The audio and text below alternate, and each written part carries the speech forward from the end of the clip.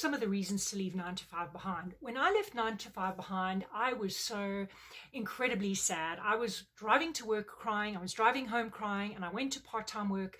At the time, I didn't care what I did. I went into waitressing, and then I was working at greenhouses with plants.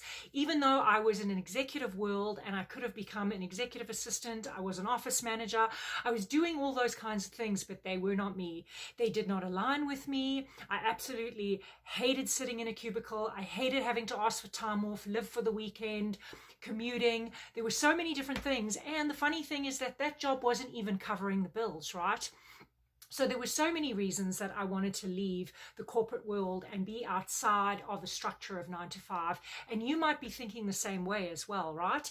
And back then I took a website course. I built my own website. I went onto Etsy. I had my own gift boutique. It did really, really well until recent times. And then I switched to full digital products because physical goods had too many problems like mail rates, supply chain issues, all kinds of things, right?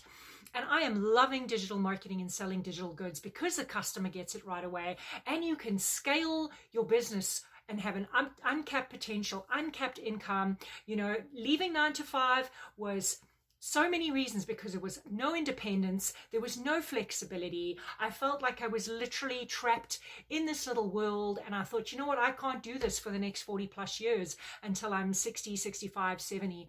And if you love your job and that's what you're doing, good for you. That's wonderful. I'm so happy for you. But there are some of us who want to be business owners. We want to be entrepreneurs. I always wanted to strike out on my own. Even when I was a young person, I didn't really need a huge team and a huge group of people to feel driven and satisfied. And I've always been very organized and wanted something of my own.